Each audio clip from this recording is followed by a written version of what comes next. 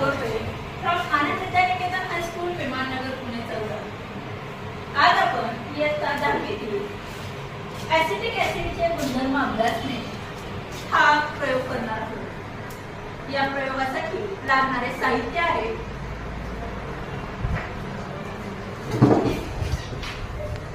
Acetic acid, sodium bicarbonate, निळा litmus paper, लाल litmus paper, चिमटा, चंचुपात्र आणि पाणी. तर या प्रयोगामध्ये सुरुवातीला आपण ऍसिटिक ऍसिडचे गुणधर्म अभ्यासणे. या प्रयोगामध्ये सुरुवातीला त्याचा वास कसा आहे, त्यानंतर ऍसिटिक ऍसिडचे तांबडा लिटमस पेपर आणि निळा लिटमस पेपर यांच्याबरोबर अभिक्रिया कशी होते हे पाहणार आहोत.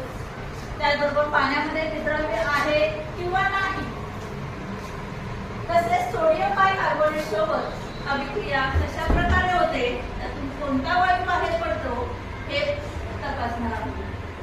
सगळ्यात सुरुवातीला ऍसिटिक ऍसिडचा जो वास आहे तो वास आपण तपासणार आहोत की वास कशा प्रकारचा आहे.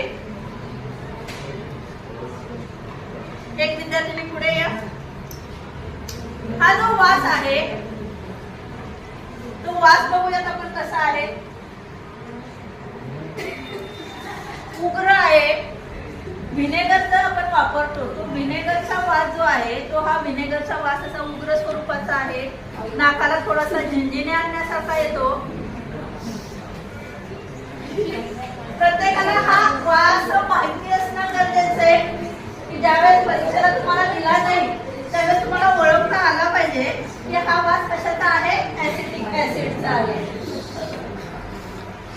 ऍसिटिक ऍसिडचा हा वास आहे. थोडंसं डोळ्यांना सुद्धा जळजळल्यासारखं होतंय.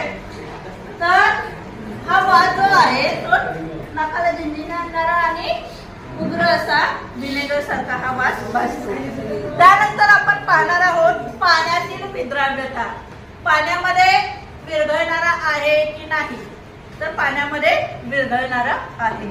पाण्यामध्ये विद्राव्य आहे. ही दुसरी टेस्ट बघितली. त्यानंतर पुढची टेस्ट जी आहे